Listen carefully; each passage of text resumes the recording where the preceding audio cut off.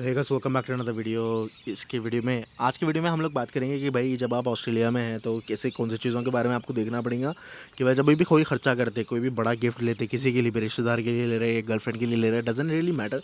और उस मोमेंट में आपको 6 चीज़ों के बारे में देखना पड़ेगा कि भाई क्या ऐसी चीज़ें हैं जो वो चीज़ को आपके डिसीजन अफेक्ट करेंगे और रियलिटी क्या है। और क्या यहाँ पे ऑस्ट्रेलिया में कोई भी आईफोन खरीद सकते हैं या कोई भी मैकबुक खरीद के आप किसी को भी दे सकते हैं, ऐसा कुछ रियलिटी है या नहीं है, इसके बारे में कितनी सच्चाई है, इस बारे में कितनी सच्चाई है, वो चीज़ के बारे में बात करेंगे।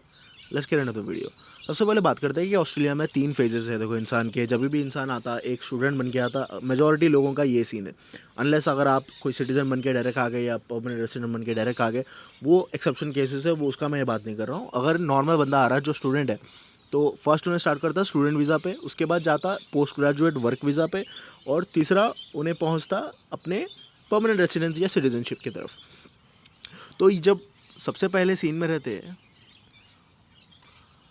तो कुत्ता आ रहा था इस साइड, ये डॉग पार्क है ना, तो इधर ऐसा रहता। तो सबसे पहले जो सीन में रहते हैं आप, वो सीन में एक रहता बंदा कि भाई जब आप एक स्टूडेंट के जैसा आ रहे हैं, तो वो स्टूडेंट की फेज़ में आपको एक तो फ़ीस देना रहता, अपने एक्सपेंसेस निकालना रहता, और मेजॉरिटी केसेस में आपकी जो इनकम है वो बहुत कम रहती है, मतलब एकदम बेर मिनिमम आपको मिलती है, और कई बार तो मिनिमम इनकम से भी नीचे काम करते कुछ लोग। तो अगर उन वो केस में बात करें तो आप you are hardly making any money, तो उसमें आपके खर्चे जितने कम हो उतना अच्छा है। वो चीज़ में फंस के आपको फ़ायदा है नहीं। तो अगर वो केस है, देखो स्टूडेंट वीज़ा सेकंड आती, फिर वर्क वीज़ा पे जब चालू होते हैं आप पोस्ट ग्रेजुएट वीज़ा पे, और वैसे टाइम पे आपको शायद फर्स्ट फुल टाइम जॉब मिलेंगी, थोड़ा बहुत पैसा आप कमाना चालू कर रहे हैं, लेकिन वो टाइम पे आपके अगर स्टूडेंट लोन्स है, आपके पास कोई भी डेट है, उसको क्लियर करना बहुत ज़रूरी है before spending a lot of money on gifts. तीसरा, जब आप परमानेंट रेसिडेंस हो गए, आपके पास कोई डेट नहीं है, और अपने पास अच्छा इनकम आप कर रहे हैं, और आपकी सैलरी काफ़ी अच्छी होगी, आपका एनुअल रिन्यूमरेशन अच्छा होगा, compensation package, then in that case आप कंसिडर कर सकते हैं कि भाई बड़ी सेविंग करके अगर आपको घर ख़रीदना है या इंडिया में शादी करना है। शादी का भी एक कॉन्सेप्ट आया था जब, तो वो चीज़ का आपको ध्यान रखना पड़ेगा। तो 3 स्टेजेस है। अगर आप सबसे पहले फ़ेज़ में हैं, तो अगर ये फ़ेज़ के हिसाब से आपको और कुछ चीज़ों का ध्यान रखना पड़ेगा, जो फैक्टर्स है कंसिडर करने के लिए, मैं उसकी बात बताता हूँ। तो 3 फैक्टर्स क्या है, सबसे पहले आपकी बात कर लेते हैं कि भाई करंट स्टूडेंट डेट या कोई भी किस्म का डेट आपके ऊपर कितना है। ठीक है, सबसे पहले अगर आपको ये चीज़ चेक करना पड़ेगा कि भाई आपके पास डेट कितना है। अगर आपके पास सैलरी चालू भी हो गई, if you are making money, लेकिन आपके जो डेट है, मतलब जो उधारी आपने ली हुई है स्टूडेंट वीज़ा के चक्कर में, कोई भी और चक्कर में, मतलब आपकी जितनी भी कर्जदारी है आपके ऊपर, क्या वो आप पे कर रहे हैं, तो वो चीज़ को आपको कंसिडर करना पड़ेगा कि भाई उसकी भी बिल जानी है, उसकी भी पेमेंट जानी है, उसको जल्द से जल्द ख़त्म करने की कोशिश करना पड़ेगा, ना कि आप ज़्यादा पैसा अपना गिफ्ट्स में स्पेंड कर रहे हो। दूसरा फैक्टर रहेगा कि आपकी इनकम से गिफ्ट का रेशियो कितना है, मतलब अगर आप $5,000 कमा रहे हो इनकम, और आपका गिफ्ट ही 5,000 का है, मतलब एक महीने की सॉलिड इनकम अगर आप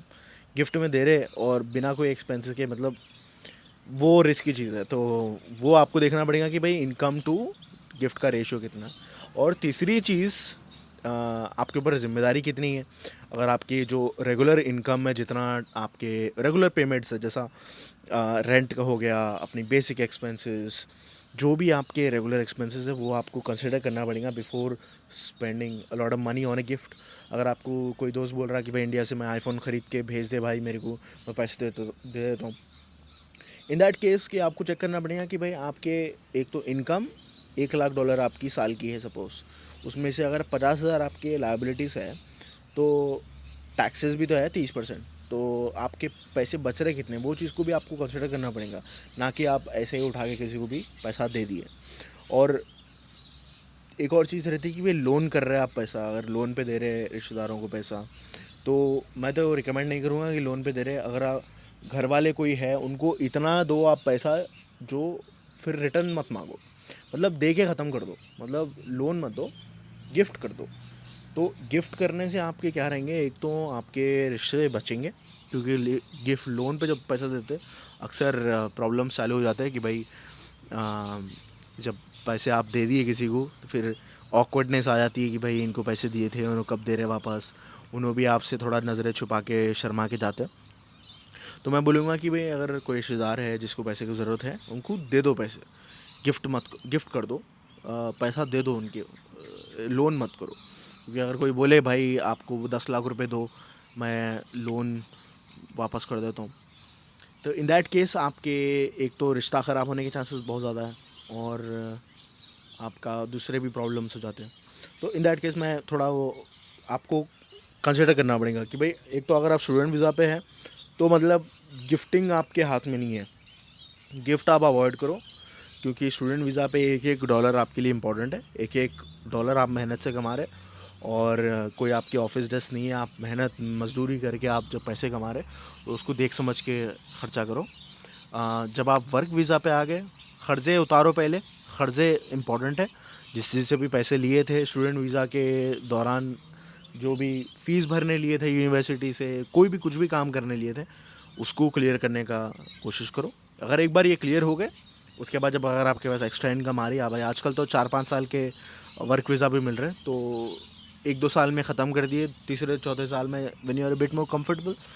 इन दैट केस आप ले सकते हैं गिफ्ट, और वो भी देख समझ के लो, इंपॉर्टेंट चीज़ें लो, फजूल खर्ची मत करो, और ईएमआई पे मत लो, जो भी ले रहे कैश पे लो, क्योंकि कैश पे जब आप ले रहे हैं तो आपको वो चीज़ का दर्द मालूम होता है कि भाई आप इसको रिटर्न भी करना है। अगर ईएमआई कर लिए तो आपको वो दर्द मालूम नहीं होता। वो ईएमआई एक ही चीज़ में अच्छी रहती, जो छोटे मोटे चीज़ें हैं उसके लिए आप आफ्टर पे कर रहे हैं, ज़रूरी है, या आपके पास बिल्कुल पैसा नहीं है, घर की वॉशिंग मशीन ख़राब हो गई, और वैसे केस में आपको ईएमआई पे कोई चीज़ लेना पड़ रहा, फेयर इनफ, लो वो चीज़।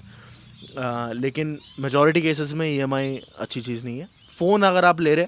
फ़ोन का पेमेंट प्लान छोटा ही रहता, मतलब आईफोन अगर आप ले रहे 2 साल के पेमेंट प्लान पे अगर आप ले लिए तो उसको आप कवर कर दे सकते हैं ईजिली। तो वो चीज़ में मैं बोलता हूँ कि भाई आपका इनकम टू एक्सपेंस रेशियो,